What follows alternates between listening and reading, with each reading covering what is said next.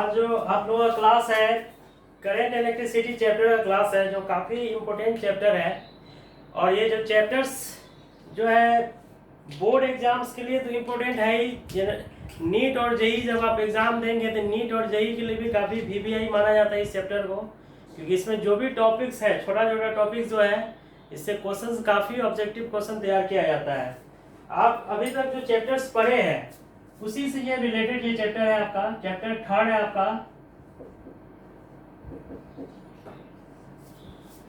Current electricity.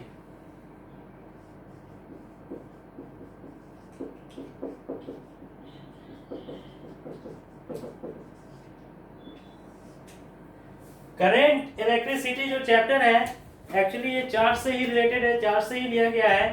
Charge के बारे में ही इसमें आपको बताया जाएगा कि इलेक्ट्रिक चार्ज क्या होता है और इलेक्ट्रिक चार्ज जब रेस्ट में होता है तो कौन सा फिजिकल इफेक्ट जनरेट करता है, और जब मोशन में होता है तो फिर कौन सा फिजिकल इफेक्ट जनरेट करता है।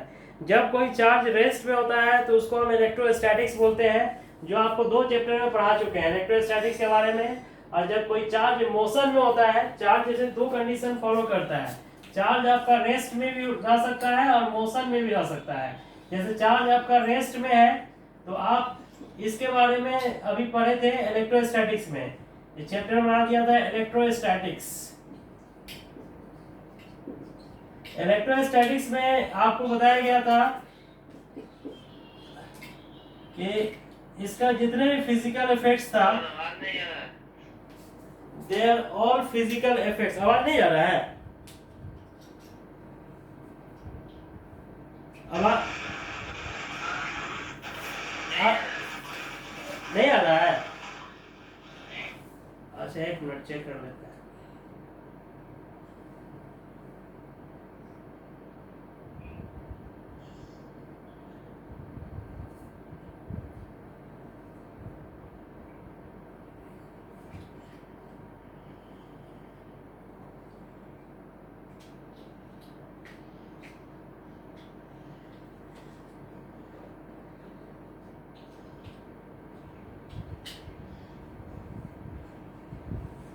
अब आवाज आ रहा है आप लोगों को?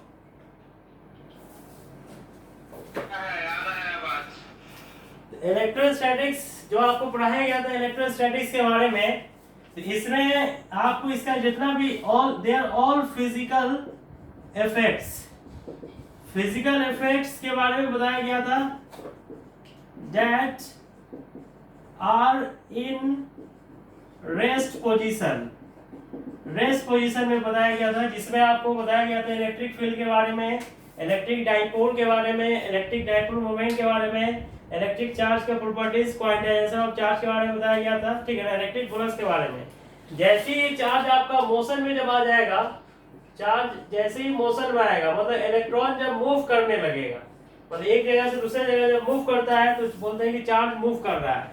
जब इलेक्ट्रॉन का मूवमेंट जब लोअर पोटेंशियल से हायर पोटेंशियल की तरफ होगा तो वहां पर करंट का फॉर्मेशन होता है।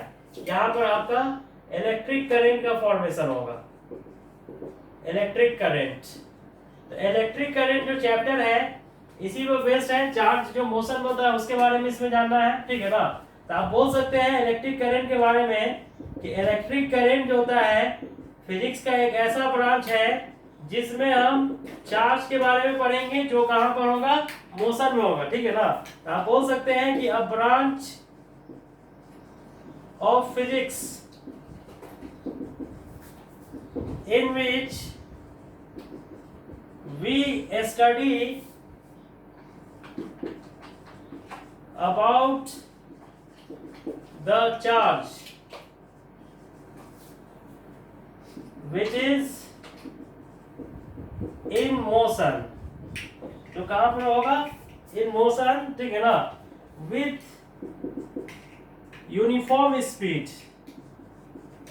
इसका स्पीड जो होगा यूनिफॉर्म होगा, नॉन यूनिफॉर्म नहीं होगा, क्योंकि नॉन यूनिफॉर्म के बारे में जब पढ़ेंगे तो फिर मैग्नेटिज्म इसमें आ जाता है। मैग्नेटिक फील्ड के बारे में फिर आपको जानना होगा, जो इसके आगे चैप्टर पढ़ना है। जब मोशन यूनिफॉर्म होगा दैट मींस कांस्टेंट स्पीड जिसको आप बोलते हैं, तब वहां पर हम करंट इलेक्ट्रिसिटी के बारे में जानेंगे। और जैसे ही आपका मोशन वेरिएबल हो जाएगा, मतलब कि वेरिएबल स्पीड से जब बॉडी मूव करने लगेगा, तो फिर हम मैग्नेटिज्म में चले जाते हैं, ठीक है। The branch of physics in which we study about the charge which is in motion with uniform speed, that is called current electricity. इसी को हम करंट इलेक्ट्रिसिटी बोलते हैं, ठीक है ना। तो करंट इलेक्ट्रिसिटी जो होता है the rate of flow of charge, the rate of flow of charge होता है। द करंट इलेक्ट्रिसिटी को हम the rate of flow of charge होता है इज कॉल्ड करंट, मतलब कि चार्ज के फ्लो में जो फ्लो होता है समय के रिस्पेक्ट में, उसी को हम क्या बोलते हैं, करंट कहते हैं। मतलब करंट इक्वल टू जो होता है आपका, वो होता है चार्ज बाई टाइम, इसको बोल सकते हैं, ठीक है ना। तो आई इक्वल टू जो हो जाएगा आपका क्यू बाई टी। आई का वैल्यू क्या होगा, क्यू बाई टी। तो इसका एसआई यूनिट क्या होगा, एसआई यूनिट ऑफ आई जो होता है चार्ज का होता है कूलम, टाइम का होता है सेकेंड। तो ये कूलम पर सेकेंड इसको बोलते हैं, जिसको एम्पियर बोला जाता है।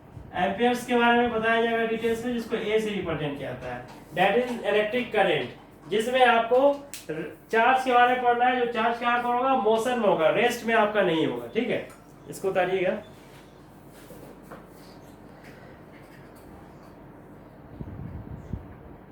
कई टाइप्स होता है, ठीक है।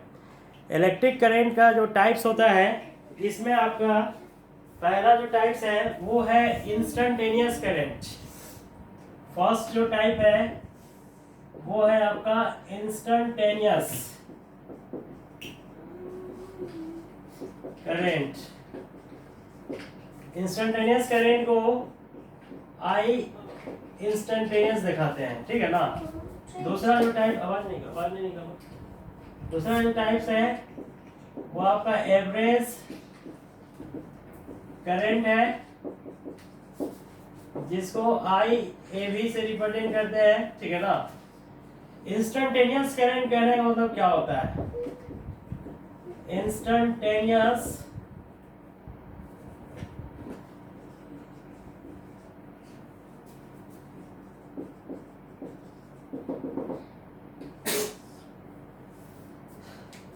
Rate of flow of charge होता है पार्टिकुलर टाइम पर, एक पार्टिकुलर टाइम इंटरवल पर जो चार्ज का जो फ्लो होता है उसी को हम इंस्टेंटेनियस बोलते हैं। The rate of flow of charge at a particular time interval is called instantaneous current। एक पार्टिकुलर टाइम पर जब करंट फ्लो करता है तो उसको हम कहते हैं इंस्टेंटेनियस करंट, ठीक है। इंस्टेंटेनियस करंट जो होता है आपका INS, इसको dq बाई dt से दिखाया जाता है। मतलब लिमिट जब हम इसमें यूज करेंगे तो delta q tends to 0, delta q by delta t जब हम इसको लिखते हैं, यही आपका dq बाई dt होता है। इसी को हम इंस्टेंटेनियस करंट कहते हैं। मतलब I इंस्टेंटेनियस होगा आपका, वो वैल्यू होगा dq बाई dt, ठीक है ना। इसको बोलते हैं the rate of change of flow of current. The rate of change of charge per unit time with respect to time, ये बोल सकते हैं विथ रेस्पेक्ट टू टाइम, ठीक है। जिसको आप इंस्टेंटेनियस करंट आप बोलते हैं, ठीक है। जैसे क्वेश्चन आपका है, if a wire conduct a current at a particular time interval, t equal to 2 second पर ये कंडक्ट करता है, and charge is flowing through the wire is Q equal to T3 plus 2T plus 5. Then find out the instantaneous current. Instantaneous current आपको निकाल के बताना है। If a wire conduct a current a particular time, जैसे एक wire है जिससे current conduct होता है, ठीक है ना, जैसे ये वायर है आपका और इस वायर से करंट कंडक्ट होता है, मतलब करंट इसमें फ्लो कर रहा है। तो एक टाइम पर पूछ रहा है, जैसे time t equal to 2 second होगा, यहाँ पर करंट का वैल्यू क्या होगा, जिस टाइम पर पूछता है उसको इंस्टेंटेनियस बोला जाता है, ठीक है ना। तो इस केस में I हमको निकालने के लिए dq बाई dt निकालना पड़ेगा और dq बाई dt, q का वैल्यू कितना दिया हुआ है t3 प्लस 2t प्लस 5 और डिफरेंशिएशन करना आप लोग जानते ही हैं। t3 का डिफरेंशिएशन कितना होगा 3t स्क्वायर, 2t का 2 हो जाएगा, 5 का 0, मतलब आपका i का वैल्यू जो निकल गया 3t स्क्वायर प्लस 2। यहाँ पर टाइम दिया हुआ है, किस टाइम पर निकालने के लिए बोला है 2 सेकेंड पर, कि 2 सेकेंड पर करंट का वैल्यू क्या होगा i इंस्टेंटेनियस। इस केस में आप 2 पर निकालिएगा, ये वैल्यू आ जाएगा आपका 12 प्लस 2 14 एम्पियर, मतलब 14 एम्पियर करंट होगा उस टाइम पर होगा, मतलब t इक्वल टू 2 सेकेंड पर 14 एम्पियर करंट होगा, that is the instantaneous current, ठीक है। इसको उतारिएगा।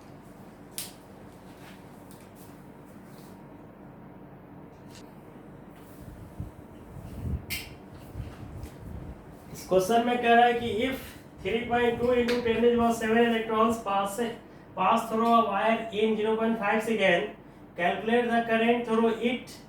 Charge on the each electron is 1.6 into 10 to the power 19. जैसे एक वायर है जिससे करंट आपका पास कर रहा है, जैसे ये वायर है इससे करंट पास कर रहा है, तो चार्ज जो फ्लो कर रहा है वो आपको पता है Q इक्वल टू क्या होता है प्लस एन ई। तो n का वैल्यू दिया हुआ है 3.2 into 10 to the power 17 electrons है ना, तो Q का वैल्यू कितना हो जाएगा Ne। यहाँ से चार्ज निकल जाएगा कि चार्ज कितना जा रहा है, टाइम भी दिया हुआ है, टाइम कितना है 0.5 सेकेंड में ये चार्ज फ्लो कर रहा है। तो करंट इक्वल टू क्या होता है Q बाई टी, मतलब Ne बाई टी हो जाएगा। यहाँ से करंट आप निकालिएगा तो ये 3.2 into 10 to the power 17 और चार्ज का कितना दिया है इलेक्ट्रॉन का 1.6 into 10 to the power minus 19 by time दिया हुआ है 0.5। इसको सॉल्व कर दीजिएगा, ये आपका आंसर हो जाएगा, ये करंट आपका यहाँ से निकल जाएगा, ठीक है।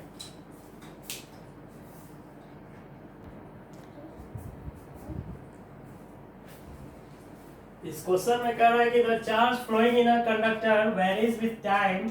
चार्ज एक कंडक्टर से फ्लो कर रहा है, जैसे कंडक्टर दिया हुआ है, ठीक है ना, और इस कंडक्टर से चार्ज फ्लो कर रहा है।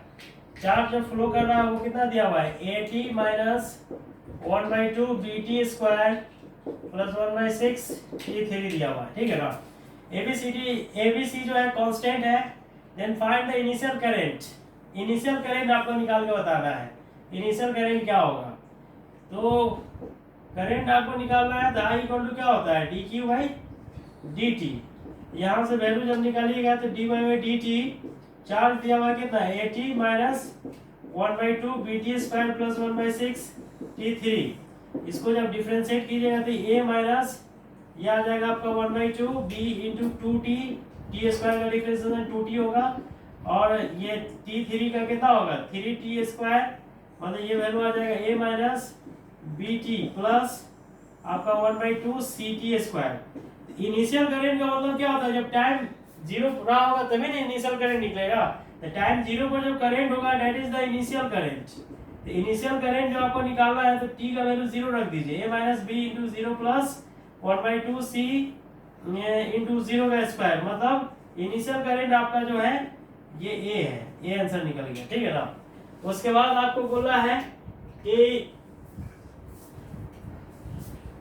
मैक्सिमम सेकेंड में बोला है कि the time after which the value of current reaches maximum और मिनिमम। बोला कि टाइम आपको वो टाइम बताना है जिस पर करंट क्या हो जाएगा मैक्सिमम हो जाएगा। तो मैक्सिमम करंट निकालने के लिए हम क्या करते हैं, जैसे I अगर मैक्सिमम निकालना है तो I मैक्सिमम निकालने के लिए हम dq बाई dt जो निकालते हैं इसको 0 करके देखते हैं, ठीक है ना। dq by dt का वैल्यू क्या करेंगे, I इक्वल टू जो आपका निकला है dq by dt, इसको जीरो करेंगे। यहाँ पर करंट जो होगा मैक्सिमम भी हो सकता है और मिनिमम भी हो सकता है, जब डिफरेंशिएट करके एक बार जब जीरो करते हैं तो इसमें जो I का वैल्यू निकला है आपका, I का वैल्यू कितना निकला है, a minus B T plus 1/2 C T square equal to zero. यहाँ पर जो करंट होगा आपका मैक्सिमम भी हो सकता है और मिनिमम भी हो सकता है। D I by D T निकालना पड़ेगा, नहीं ये निकालना पड़ेगा D I by D T, ये वैल्यू जीरो निकालना पड़ेगा। यहाँ पर करंट क्या होगा, मैक्सिमम और मिनिमम हो सकता है। ये जो वैल्यू आपका आई का value I minus B T plus 1/2 C T square है, तो इसको जब एक बार डिफ्रेंशिएट करेंगे ये जीरो हो जाएगा, minus B 1/2 C into 2t हो जाएगा, मतलब ये माइनस बी प्लस आपका सी टी हो जाएगा। ये D I by D T निकल गया। तो D I by D T जब निकल गया तो D I by D T को क्या करना है, जीरो करना है। जीरो करेंगे, यहाँ जो वैल्यू आपका आएगा minus B plus C T equal to zero. यहाँ से आपका टी का वैल्यू आ जाएगा बी बाई सी, मतलब टाइम जब बी बाई सी होगा तो करंट क्या होगा, मैक्सिमम और मिनिमम दोनों हो सकता है। बोला the time after which the value of current reaches the maximum value. Maximum value किस टाइम पे पहुंच होगा, at T equal to B by 2 second पर करंट जो होगा आपका, current will be maximum. Maximum और मिनिमम का केस में क्या होता है कि करंट को जो वैल्यू निकालना होगा, जैसे करंट है, चार्ज है, मैग्नेटिक फील्ड हो, इलेक्ट्रिक फील्ड हो, फोर्स हो, वर्क हो, कोई भी वैल्यू निकालना होता है मैक्सिमम और मिनिमम, तो उसको एक बार डिफरेंशिएट करके जीरो कर देते हैं। ये हम 11th में भी बता चुके हैं आपको, ठीक है ना। थर्ड में बोलना है आपको क्या कि द मैक्सिमम और minimum value of current, maximum और मिनिमम वैल्यू क्या होगा। तो आप टी आई इनिशियल जो आप निकाले थे, आई इनिशियल जो स्टार्टिंग था वो कितना था, ए एम्पियर था, ठीक है ना। और maximum minimum value T equal to B by C पर होगा। यहाँ पर जो आप करंट निकालिएगा आई का वैल्यू, तो 1 minus B T plus current का वैल्यू कितना है, 1 minus B T plus 1/2 C T square है। तो सी टी स्क्वायर है, तो ये वैल्यू जब रखिएगा बी इंटू टी के जगह पे कितना रखिएगा, बी बाई सी, ये बी बाई सी हो जाएगा 1/2 C into B by C का होल स्क्वायर, और A minus B square by C plus ये आपका हो जाएगा बी स्क्वायर बाई 2c। इसको सॉल्व कीजिएगा तो ये कितना आ जाएगा, minus B square by 2c। तब ये जो वैल्यू आपका आ रहा है आई का वैल्यू, ये वैल्यू आपका फाइनल है, T equal to B by C पर निकल रहा है। और टी इनिशियल, आई इनिशियल कितना निकला है, ए। इस दोनों में बड़ा कौन है, तो आई इनिशियल आपका ग्रेटर देन आई फाइनल है। इसका मतलब है कि करंट मिनिमम है, मैक्सिमम नहीं है। मतलब यहाँ पर वैल्यू क्या होगा, मिनिमम करंट निकलेगा। मतलब आई मिनिमम का वैल्यू कितना हो जाएगा, आपको निकालना है मैक्सिमम और मिनिमम वैल्यू ऑफ करंट। तो मिनिमम करंट होगा कितना, a minus B square by 2c, ये आपका आंसर हो जाएगा। ठीक है, ये क्वेश्चंस बोर्ड एग्जाम में पूछा गया है कई बार, और इस तरह क्वेश्चन पूछते ही रहता है, कंपटीशन वगैरह में भी पूछता है, ठीक है ना। इसी तरह से आपको निकालना है average current.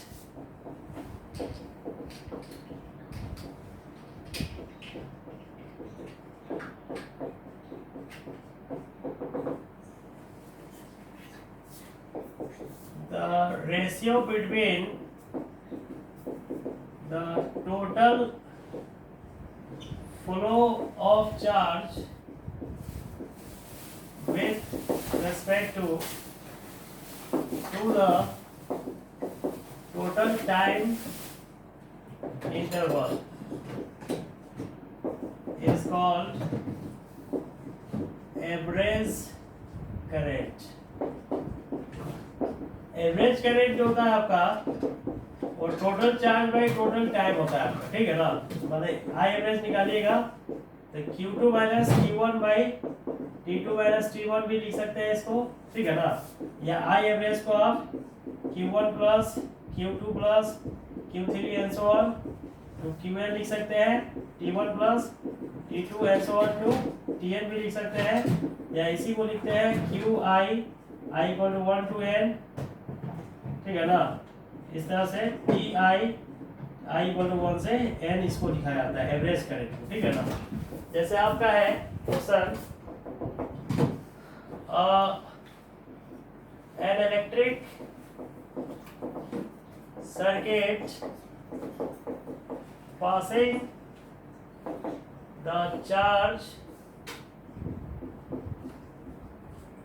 at t t equal to 2 second is q1 equal to 2t square plus 1 and at t equal to 3 second q2 equal to 3t square plus 2t plus 1.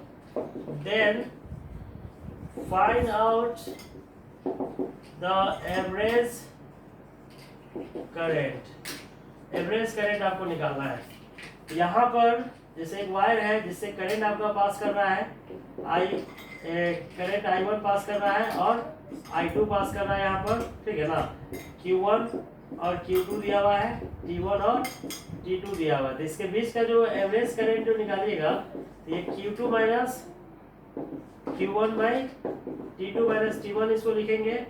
यहाँ पर जो वैल्यू होगा आपका 3t square plus 2t plus 1 हो जाएगा, minus ये आपका हो जाएगा 2t स्क्वायर प्लस 1 बाई आपका 3 माइनस 1 हो जाएगा.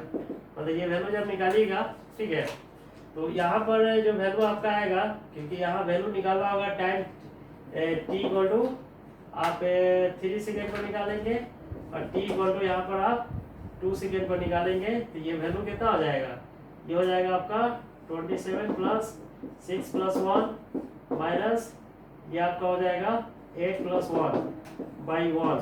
मतलब ये आपका आ जाएगा टोटल कितना, ये हो जाएगा 34 माइनस 9 बाई 1. मतलब ये आपका आ जाएगा आपका 25 एम्पियर. ये आपका एवरेज करंट हो जाएगा, ठीक है.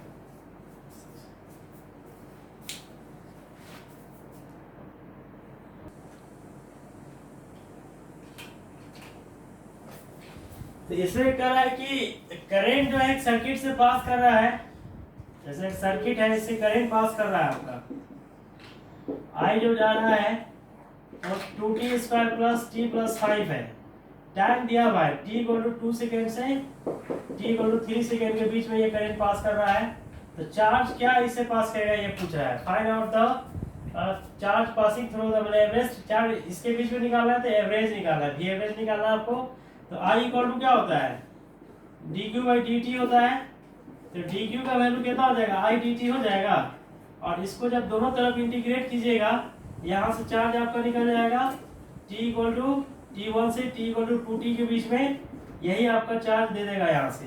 तो q का वैल्यू जो निकालिएगा, तो t इक्वल टू 2 सेकेंड से 3 सेकेंड के बीच में I का वैल्यू कितना दिया हुआ है, 2t square plus t plus 5 dt. और इंटीग्रेशन करने आपको आता ही होगा क्या, इसका इंटीग्रेशन करेंगे तो कितना होगा, 2 into 3 by 3 T square by 2 5t. ये हो जाएगा 2 से 3, ये वैल्यू रखिएगा, अपर लिमिट इसमें रखेंगे 2 बाई 3 का क्यूब प्लस 3 का square by 2 plus 5 into 3 minus 2 रखेंगे तो 2 बाई 3 इंटू 2 का क्यूब प्लस 2 का स्क्वायर बाई 2 प्लस 5 इंटू 2. मतलब ये वैल्यू जो आपका आएगा ये कितना आ जाएगा, ये हो जाएगा आपका 18, ये हो जाएगा आपका 9 बाई 2, ये 15 हो गया, माइनस ये आपका कितना आ जाएगा, ये आ जाएगा आपका 16 बाई 3 प्लस ये हो जाएगा 2 प्लस 10. इसको प्लस कर लीजिएगा, इतना कूलम आपका आंसर हो जाएगा, प्लस माइनस कर लीजिएगा, ठीक है. इस तरह से आपका निकलेगा. तो आज इतना ही रहने देते हैं.